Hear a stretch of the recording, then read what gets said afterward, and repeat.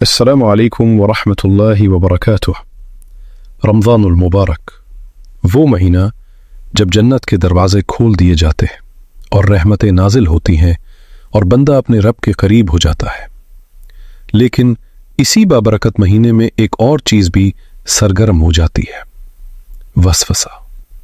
ایک چھوٹا سا شک اور دل میں ہلچل مچ جاتی ہے، کہیں میرا روزہ ٹوٹ تو نہیں گیا؟ کبھی کلی کی تو دل گھبرا گیا، کبھی بھول کر پانی پی لیا تو گھبراہٹ بڑھ گئی، کبھی حلق میں ہلکی سی نمی محسوس ہوئی تو شک سر اٹھا گیا۔ لیکن آج ہم ان سب وسوسوں کا خاتمہ کریں گے۔ سنیے اور دل کو مطمئن کیجیے۔ اگر کوئی شخص بھول کر کھا لے یا پی لے تو یہ جان لیں کہ اس کا روزہ نہیں ٹوٹتا۔ صحیح بخاری میں آتا ہے، یہ اللہ کی طرف سے مہمانی ہے، جو ہی یاد آئے فوراً رک جائیں اور روزہ مکمل کریں۔ گھبرانے کی ضرورت نہیں۔ اب ایک اور عام سوال، کیا اپنا تھوک نگلنے سے روزہ ٹوٹ جاتا ہے کیا؟ نہیں، بالکل نہیں۔ قدرتی طور پر جو تھوک منہ میں بنتا ہے اسے نگلنے سے روزہ نہیں ٹوٹتا۔ وضو کی بات کریں، روزے کی حالت میں کلی کرنا بالکل جائز ہے، اور کلی کرنے کے بعد جو ہلکی سی نمی منہ میں رہ جاتی ہے وہ معاف ہے۔ غرارے میں مبالغہ نہ کریں۔ صحیح حدیث میں آیا ہے، ناک میں پانی اچھی طرح چڑھاؤ مگر روزے کی حالت میں مبالغہ نہ کرو۔ یہ سنن ابی داؤد میں موجود ہے۔ یعنی احتیاط ضروری ہے، لیکن اگر ہلکا سا پانی اندر چلا جائے اور وہ جان بوجھ کر نہ ہو تو روزہ نہیں ٹوٹتا۔ اگر کسی کو خود بخود قے آ جائے تو روزہ برقرار رہتا ہے۔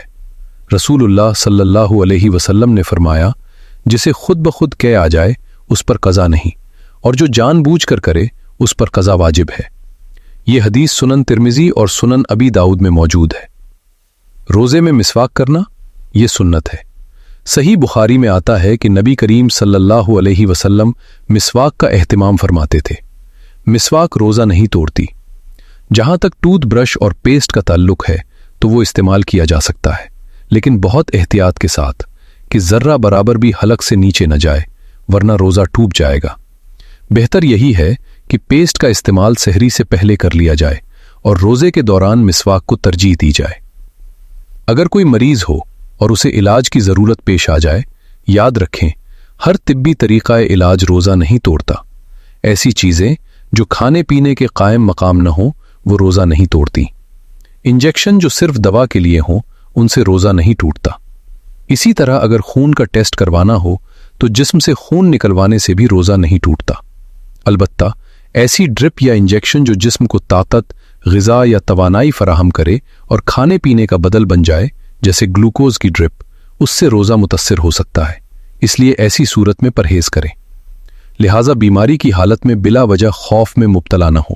شریعت تنگی نہیں، آسانی چاہتی ہے۔ آنکھ میں سرما لگانا صحابہ کرام رضی اللہ عنہم سے منقول ہے۔ خوشبو لگانا یہ بھی جائز ہے۔ نبی کریم صلی اللہ علیہ وسلم خوشبو کو پسند فرماتے تھے۔